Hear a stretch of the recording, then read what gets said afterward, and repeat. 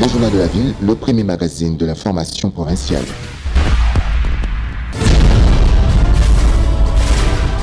Tout de suite, le journal.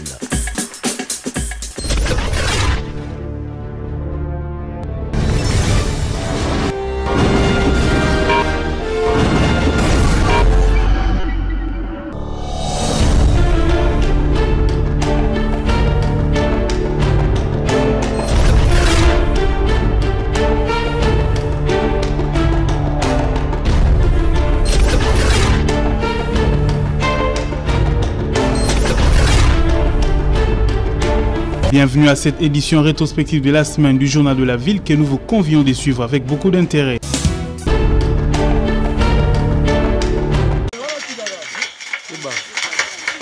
Dans sa lutte contre les érosions qui menacent les pylônes au niveau de Mbanza-Ngungu, la SNEL organise la stratégie de lutte anti-érosive en travaillant le sol en vue de stopper les érosions et stabiliser le terrain comme l'explique l'ingénieur Franck Lolo. Ici, vous êtes au site du pylône 368 de la ligne Inga-Kinshasa. Le pylône tel que vous voyez tout autour, nous avons à peu près 4 à 5 têtes d'érosion qui menacent le pylône, donc il risque de s'écrouler. Alors, pour le sécuriser, nous allons faire des travaux. Nous commençons par la première tête ici qui est la plus rapprochée, la plus dangereuse. Nous allons essayer d'arrêter l'érosion, pas seulement de l'arrêter, mais de redonner la forme initiale qu'avait le site avant qu'il ait des pluies. Et puis à la fin, nous allons faire une végétation qui va permettre de contenir le pluie à la haie. Et après, nous allons continuer de proche en proche jusqu'à stabiliser tout le pylône pour qu'on ait un endroit sécurisé. Le sol est intelligent en soi, au fait. C'est comme s'il est en train de suivre un chemin. Alors nous avons suivi le même chemin que le sol pour comprendre. Et nous avons trouvé qu'il a un endroit où il s'arrête. Et c'est cet endroit-là que nous avons mis notre cale, la butée. Et de là, nous remontons. Quand nous creusons un trou, une fossée. Après l'avoir creusé, le trou, nous faisons un mur. Alors tout ce qu'il y aura comme sol, le sol va cogner contre le mur. Et en cognant contre le mur, il n'aura plus de chemin où aller. Et c'est ça la méthode. Ça va finir par stabiliser. Entre-temps, il y a des petits travaux de drainage. Nous allons planter de la végétation. Mais l'idée de ce mur de génie civil, c'est pour arrêter. C'est comme un frein au mouvement des terres. Protéger les lignes haute tension des Mbanza-Ngungu reste la priorité pour le chef de division poste et ligne de cataracte Gérard Nkandé. Il faut dire que et les moyens humains et les moyens matériels sont purement SNEL et avec la main-d'œuvre locale. L'objectif est effectivement de protéger ces patrimoines que nous avons tous en commun, les pylônes SNEL qui acheminent le courant. Et nous pensons que avec toutes ces forces conjuguées, d'un commun accord, nous pouvons parvenir à un bon résultat. Les travaux de génie civil ainsi que ceux effectués sur le sol fragile des collines de Mbanza-Ngungu ont pour objectif de permettre à la SNEL d'assurer de manière efficace la desserte en courant électrique à travers le pays. Je vous ai dit que la SNEL est une entreprise de l'État. Jusque-là, malgré toutes les transformations, l'État est le seul actionnaire. Et lorsque les grandes décisions se prennent pour des travaux comme ça, c'est que la SNEL a des moyens. Et vous avez entendu le directeur dire, nous irons avec ces travaux jusqu'au bout et nous allons sécuriser le patrimoine. Donc, nous sommes une entreprise publique. Il ne nous est pas interdit de recourir à des partenariats publics-privés, mais ici, la SNEL rassure sa clientèle que ces travaux commencés vont aller jusqu'au bout. C'est d'ailleurs pourquoi nous sommes sur le terrain, c'est pour informer la population de tout ce qui est en train de se passer.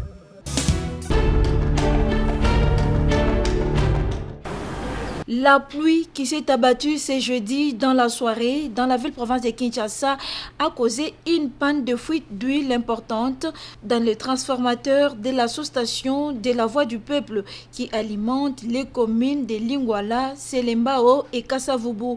Une fois informée, la Société nationale d'électricité SNEL SA a très vite dépêché ses techniciens ce vendredi 10 mars afin de réparer ces transfos. Sur place, le directeur des distributions de Kinshasa fait l'économie des travaux et rassure la population. Nous avons des problèmes sur ces transformateurs. Pendant la pluie d'hier qui était tombée sur toute l'étendue de la ville, nous avons connu une fuite d'huile importante sur l'équipement, ce qui avait amené que les protections internes du transport puissent fonctionner. Et on était obligé de consigner l'équipement parce que quand il y a un tel fonctionnement ou des protections, ça nécessite d'abord un contrôle. C'est ce qui est en train de se faire pour le moment. Une panne, c'est imprévisible, ça peut arriver à n'importe quel moment. Mais c'est arrivé et nous sommes là, c'est pour essayer de remédier à la situation. La sous-station, la Voix du Peuple, là où nous sommes, alimente une grande partie de la commune de Lingwala. Il y a aussi la commune de Selembao, ainsi que la commune de Kassavubu aussi. Donc plusieurs cabines sont impactées. Et quand il y a eu hier l'incident, nous sommes attelés de reprendre certaines charges sur d'autres sous-stations, notamment la sous-station de Gombe et la sous-station Banda, qui ont essayé de secourir quelques charges desservies par cette sous-station. Donc tout dépendra de leur diagnostic. Si ça nécessite que ça puisse aller dans leurs ateliers, ça peut prendre peut-être quelques jours, peut-être 5 à 6 jours avant que l'équipement puisse revenir. Mais s'ils trouvent qu'ils peuvent arranger les choses ici sur place, donc nous espérons d'ici le soir, on va rétablir la situation. Aux habitants de Lingwala, Selembao et Kassavubu d'être calmes car la SNEL est à pied d'œuvre.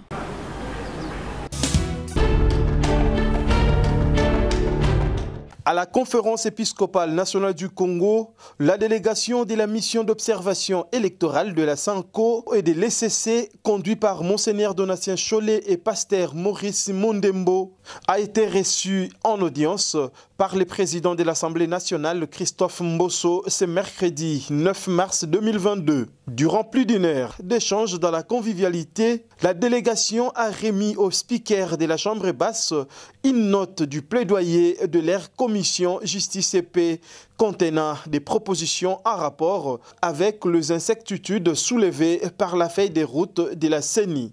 Le président de l'Assemblée nationale, conscient de la réalité, a affirmé que la stabilité du pays dans les années à venir dépendra dans ce qui reste à faire dans le cadre surtout légal du processus électoral. Il a par ailleurs informé la délégation catholique et protestante de la mise en place d'un groupe de travail pour réfléchir sur cette question. À l'issue de l'audience, Monseigneur Donatien Cholet a souligné que leur visite s'inscrit dans le cadre de la mission pastorale de 2 églises dans l'accompagnement de l'institution de la République, en l'occurrence l'Assemblée nationale. Nous sommes venus voir le président de l'Assemblée nationale dans le cadre de la mission que ces 2 églises se sont données pour accompagner les institutions et pour le cas d'espèce, l'Assemblée nationale dans le cadre du processus électoral. Nous sommes habités par un seul souci, avoir les élections crédibles, inclusives, apaisées dans les délais constitutionnels en 2023. Et par rapport à cela, tout ce qui sera notre pouvoir moral, pastoral, pour pouvoir contribuer à cela, on le fera toujours. Et nos 2 commissions ont travaillé à la feuille de route présentée par la CENI, qui a mentionné quelques contraintes qui engagent aussi le Parlement, contraintes relatives au cadre juridique, contraintes relatives au financement des élections, contraintes relatives à la volonté politique, et le Parlement se retrouve partout. Et donc nous sommes venus échanger avec le président. C'est dans le cadre de leur mission de travailler sur les questions de démocratie, gouvernance et droits humains que la délégation Justice et Paix, SENCO et SCC ont remis au numéro 1 de la CENI une note de plaidoyer contenant les incertitudes autour des contours de la feuille de route publiée par la CENI, notamment les contraintes soulevées par la centrale électorale, la question liée aux réformes des lois électorales, les problèmes de mutualisation, des financements et de l'insécurité à l'est du pays. Par ailleurs, la délégation a exhorté les présidents de la CENI à prendre en compte toutes les réalités soulevées en vue de rester dans les délais constitutionnels et de permettre à tous les Congolais de se choisir en toute liberté son président et ses députés. Prenant la parole à son tour, le président de la CENI a exprimé sa joie d'accueillir ces délégations de la SENCO et SCC tout en les rassurant que la CENI est à l'œuvre malgré quelques problèmes liés au financement des activités et qu'elle s'engage à travailler dans l'indépendance tout en restant ouverte aux propositions de la SENCO, de l'SCC et de la société civile dans son ensemble. Dans l'espoir de l'obtention des réformes pertinente, le président de la CENI a sollicité la collaboration de la mission d'observation électorale citoyenne de la SENCO et de l'SCC en vue de l'amélioration du processus électoral en temps réel. À l'issue de l'audience, les chargés des programmes de la commission Justice et Paix de la SENCO, messieurs Cyril et Botoko, s'est exprimé devant la presse. Et nous sommes venus parce que notre premier partenaire, c'est la CENI. Nous sommes censés travailler en étroite collaboration avec la CENI. Et pour cela, nous étions obligés de venir ici pour marquer notre présence, dire à la CENI que nous sommes sur le terrain. Et comme preuve, nous lui avons présenté aujourd'hui les analyses que nous avons menées sur la feuille de route. Anomalie, mauvaise chose, non. Mais il y a quand même des contraintes que la CENI a soulevées dans sa feuille de route. Et comme vous le savez, il y a 2 jours, nous étions à l'Assemblée nationale pour échanger avec le président de cette institution au sujet des éléments, des contraintes qui concernent cette structure de l'État. Et après, nous devrions passer devant la CENI pour l'écouter, comprendre certaines choses avant de rencontrer prochainement le gouvernement où nous allons finir notre travail de plaidoyer.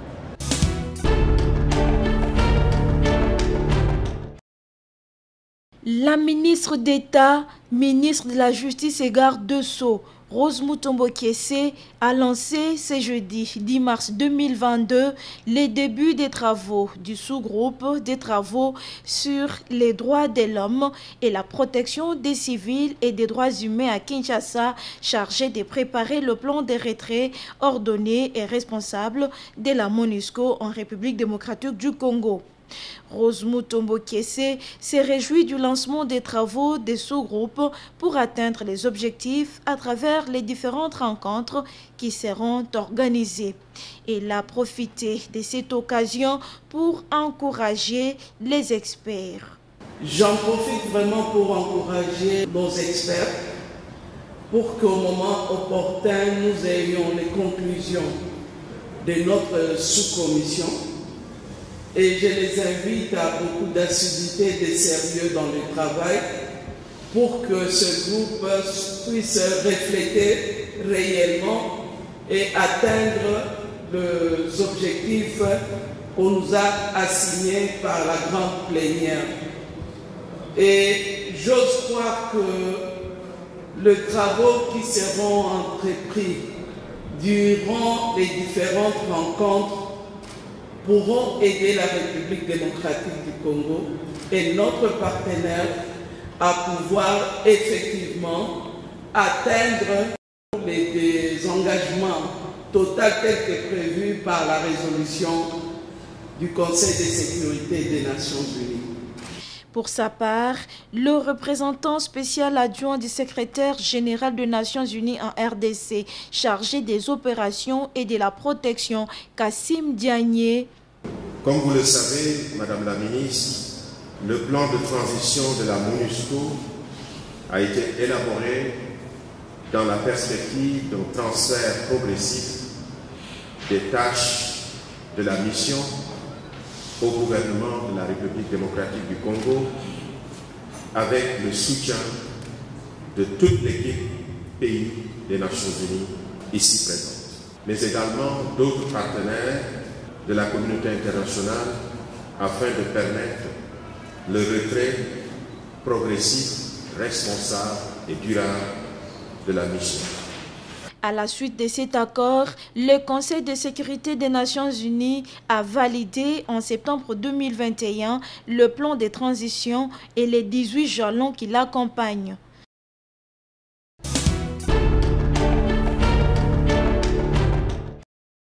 Le ministre de l'enseignement primaire, secondaire et technique, le professeur Tony Mwaba Kazadi, a reçu ce mercredi 9 mars 2022 une équipe de 3 sénateurs et quelques experts conduite par les sénateurs Célestin Vounabandi, vice-président de la Commission économique et financière de la Chambre haute du Parlement. Au menu de leurs échanges, l'évaluation de la paie des enseignants par la voie bancaire. Les membres de cette délégation sont venus rencontrer le ministre dans le cadre d'une mission d'enquête parlementaire qui couvre plusieurs sujets dont le lancement s'est effectué dans les provinces de Lualaba et du Haut-Katanga. De retour à Kinshasa, la délégation s'est intéressée au thème de la bancarisation de la paie des enseignants où, de manière isolée, quelques problèmes ont été signalés. La paie bancarisée, c'est un sujet très vaste. Comme vous le savez, c'est une opération qui a été décrétée depuis 2012. Il est temps de pouvoir évaluer où on en est avec cette paie bancarisée. Tout le monde s'accorde sur le fait qu'il y a quand même quelques avancées, mais il y a également beaucoup de problèmes qu'il faut résoudre. Mais pour les résoudre, il faut évaluer. C'est donc à ce cas, le Conseil concerne le ministère de l'EPST. Nous sommes très intéressés à avoir une idée précise sur les restrictions de PC tous les mois, depuis 2018 à ce jour, les résultats qui sont réalisés, les effectifs qui sont payés, les écoles qui sont concernées, les provinces éducationnelles. Autant des sujets abordés, mais qui ne sont pas restés sans explication. Le patron de l'EPST, le professeur Tony Mwaba, a apporté des éléments d'information qui ont rassuré tous les membres de la délégation. Très satisfait. Le plus important, c'est le premier contact qui a été très bien, très bon. Le ministre a mis à notre disposition des collaborateurs avec qui nous allons poursuivre les discussions. On a une série de données que nous avons demandées. Et à ce stade, c'est la qu'on est à la collecte des données. On va devoir exploiter ces données et nous reviendrons.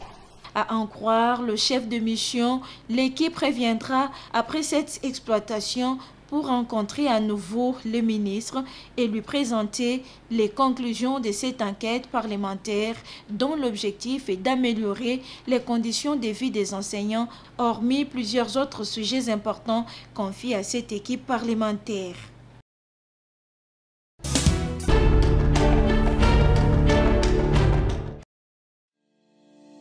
La DGRK à l'ère du numérique. Payer l'impôt n'a jamais été aussi facile.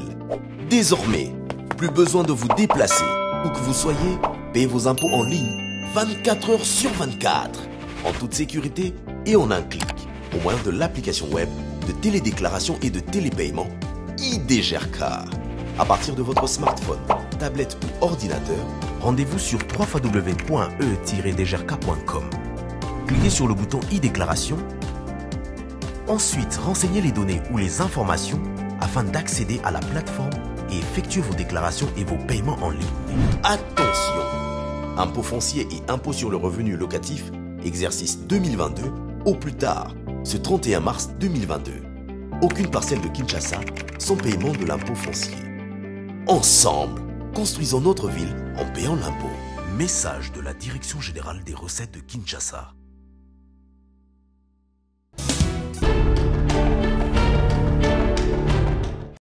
La Direction générale de recettes de Kinshasa rappelle aux contribuables, personnes physiques et morales assujetties, notamment aux actes générateurs des recettes ci-après, la taxe de pollution sur les installations classées de la catégorie 1B. Et 2. Les droits de délivrance des certificats d'homologation pour restaurants des 0 à 1 fourchette d'une agence de voyage des catégories C et D et des hôtels des 0 à 1 étoile. La taxe sur autorisation des transports des biens et des personnes, la taxe sur autorisation d'aménagement des parkings privés sur le domaine public de la ville, parking privé et parking réservé, la taxe d'homologation auto-école et garage, la taxe d'enregistrement annuel des établissements de loisirs, les frais de certificat médical de bonne santé pour le personnel des établissements classés, les taxes des superficies sur les concessions minières, la taxe sur les loyers, la taxe sur les loyers échus, la taxe sur autorisation des commercialisations de l'eau, la taxe sur autorisation des productions ou d'exécution d'œuvres d'art et culturelles anonymes, la taxe d'identification annuelle du personnel et des sociétés de gardiennage, etc., que l'échéance est fixée au plus tard le 31 mars 2022. Dépassé ces délais, les pénalités vous seront appliquées conformément à la loi en vigueur. Ainsi fait à Kinshasa Koulou Tantoula Félicien, directeur général.